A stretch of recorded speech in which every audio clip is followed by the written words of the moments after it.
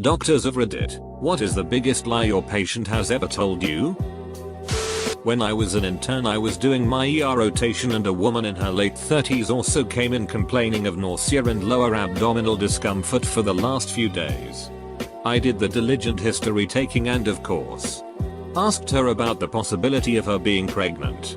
She lost her shit and went off on me, said she was a les woman and had not been with a man for 10 plus years.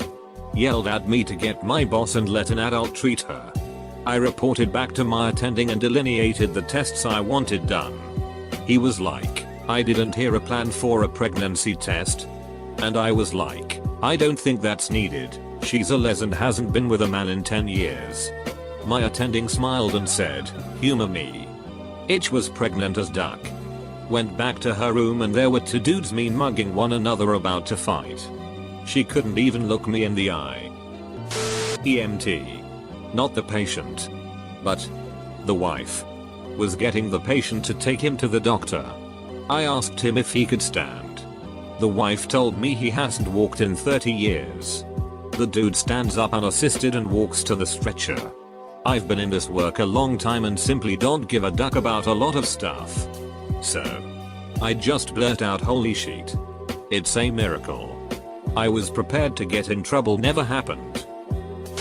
A few years ago, a man came in complaining of a terrible cough, chest pain, and fatigue. I asked him if he had a history of smoking. Naturally he said no. Around an hour later, on my way home, I stopped to get some food and there he was, smoking outside McDonald's. Patient presented with unrelated complaints, but on the standard intake for our clinic we were to ask whether the patient had used any injected Drugas in the last month. He was wearing a short-sleeved shirt. As I asked, he looked down at his arms, exposing his numerous track marks or syringe puncture wounds on his arms. He then looked up at me, crossed his arms obscuring many of the track marks, and proudly stated, "Nope. Never." Yikes, I don't understand why people would lie to their doctor. At best it makes their job unnecessarily difficult and at worst the treatment could be wrong or dangerous. I really did get a light bulb stuck up my butt from falling onto it though. I don't recall why I wasn't wearing any pants. In my first crappy job I would take sick days constantly. I learned how to fake certain symptoms, have a cracked voice and all that.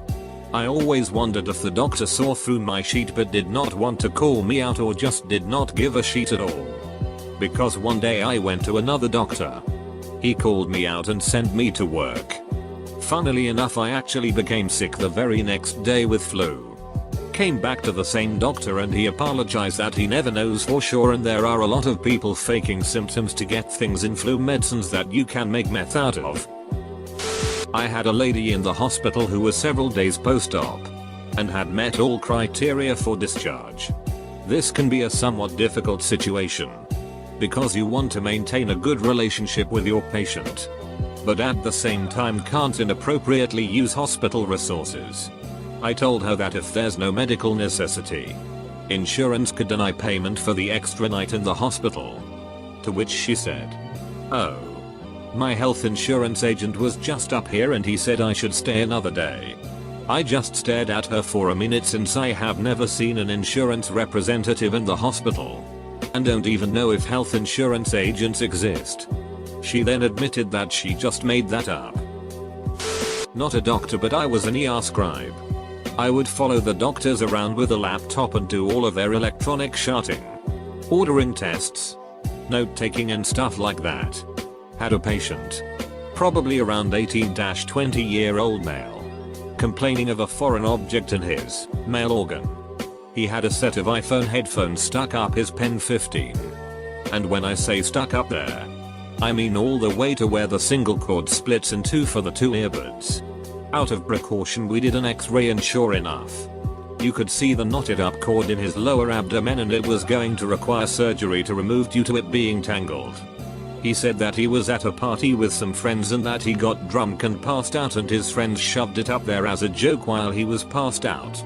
Luckily the doctor I was working with had seen this guy for the same thing not long ago, except before it was a wire coat hanger. She recognized there was a bigger issue and convinced him to have an inpatient psych consult in the ER after surgery so they could get him the help he needed. Not a single person in that exam room bought his story that his friends did it to him though. Not a doctor, but I work in an ER. Had someone come in and was acting erratically from the get-go.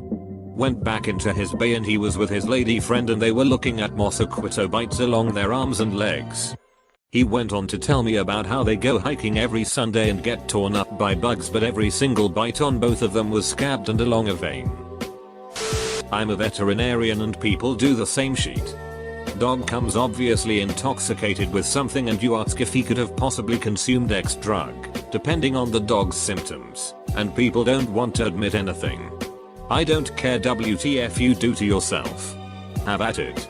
But don't let the dog suffer by not being honest and therefore preventing or at the very least delaying appropriate treatment. Nurse practitioner. I work with patients with substance use disorder. Many of them must have their urine spiked by our staff. Or someone slipped drew guts in their food or drink.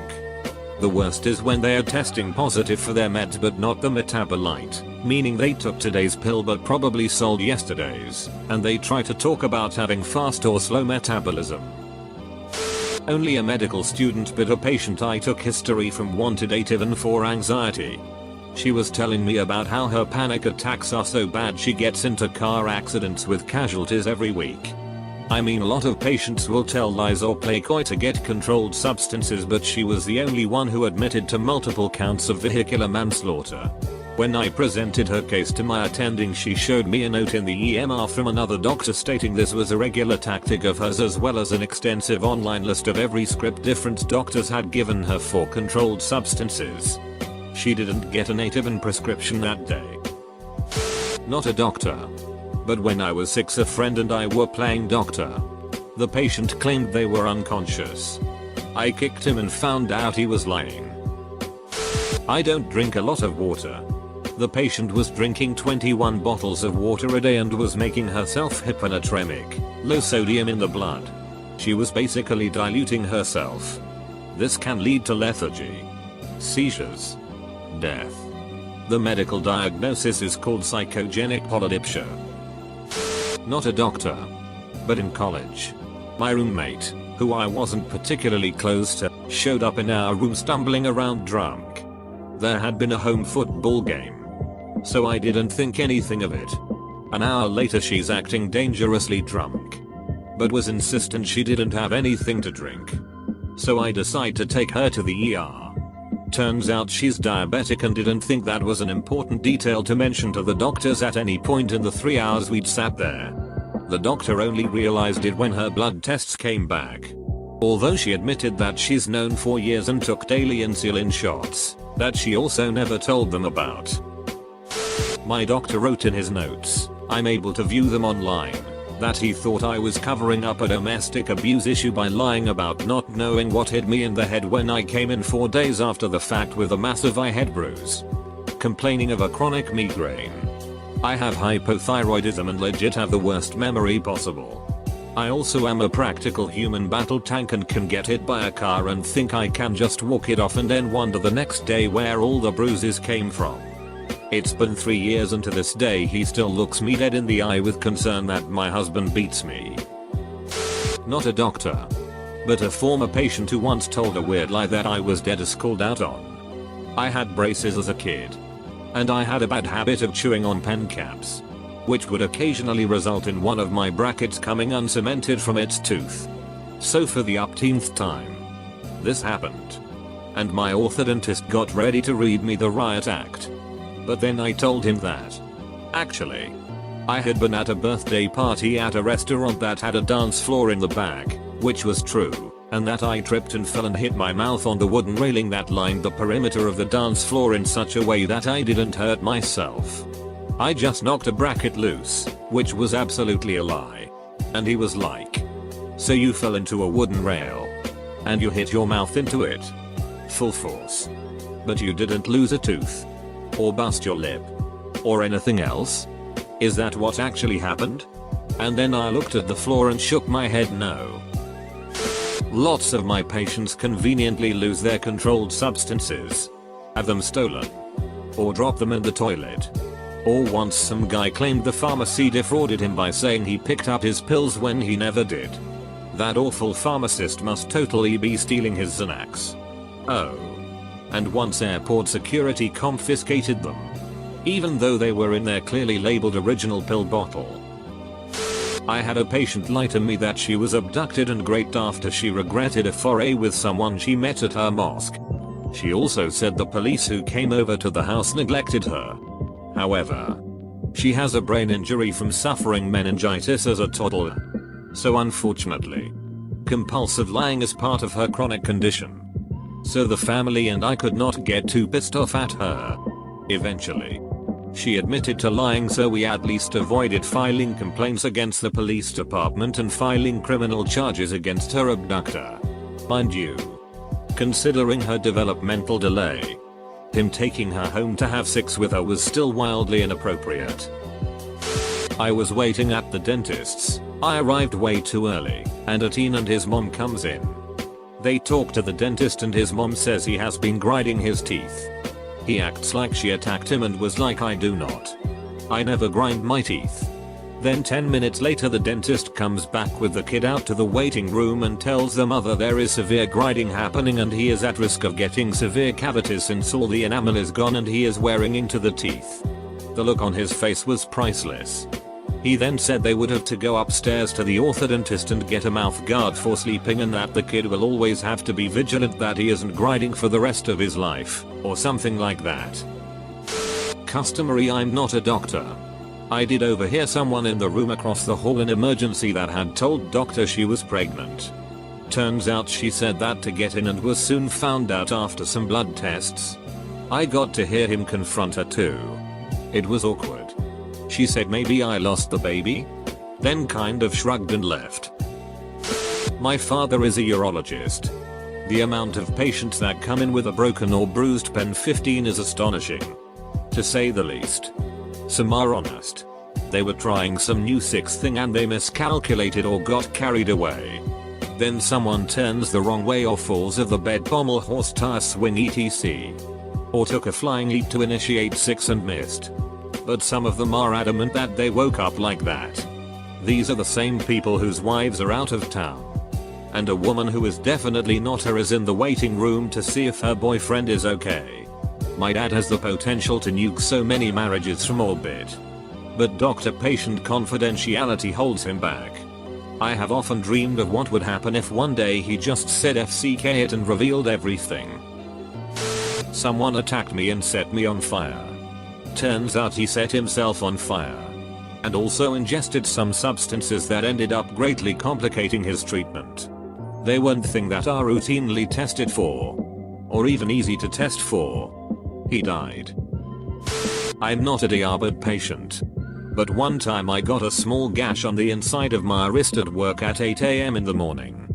Had to go to the clinic for 3 stitches and because of where the cut was I had to answer some mental health questions and they asked me if I was depressed and I said nope.